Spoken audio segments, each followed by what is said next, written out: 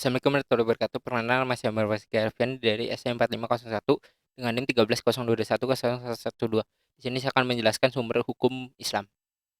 Yang akan dibahas itu pengertian Quran, hadis dan hidayat, dan sejarah turunnya Al-Quran dan hadis, nama Quran dan hadis, isi kandungannya, fungsi Quran dan hadis, pembagian klasifikasi hadis, makna ijtihad dan ruang lingkup serta syarat-syarat mustihajat. Pengertian Quran dan hadis dan hidayat itu kalau Quran menurut bahasa itu bacaan, dan menurut istilah itu firman Allah yang disampaikan oleh malaikat Jibril dengan redaksi langsung dari Allah Subhanahu wa taala. Dan hadis itu menurut bahasa itu berbicara perkataan dan percakapan, dan menurut istilah yaitu segala perkataan dan perbuatan persetujuan dari Nabi Muhammad SAW sebagai landasan syariat Islam. Dan istilah itu menurut teknologi pengarahan segala kemampuan untuk mengerjakan atau memecahkan sebuah yang sulit. Dan menurut istilah itu mengarahkan segenap kemampuan dalam rangka mencari dugaan kuat dari hukum syara.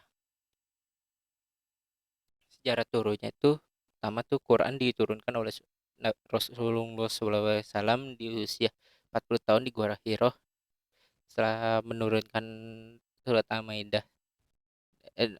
Sampai Al-Maidah tuh ada sahabat menjadi hafiz dan ada juga sahabat menjadi penulis. Dan kalau sejarahnya hadis tuh pertama tuh dengan Umar bin Abdul Aziz Khaifah Isnani Umayyah. Dalam itu menjadi perhatian menjadikan kitab sebuah Sunan Abi Daud, Sunan At-Tazhir, kitab Sunan An-Nasya, Sunan Ibnu Majah, dan keenam itu disebut dengan Al-Kutub dan Al-Qisah. Nama-nama Quran tuh Alkitab, Al-Bayan, Al-Nur, dan Al-Kalam, Al-Mudaida, Al-Syifah, Al-Hukum, Al-Bakat, Bahru, Al-Hikmah, Al-Bufran, dan lain-lainnya. Nama-nama hadis itu Murfu, Maktu, dan Mutawir yang bisa dilihat selanjutnya itu bisa dilihat di layar.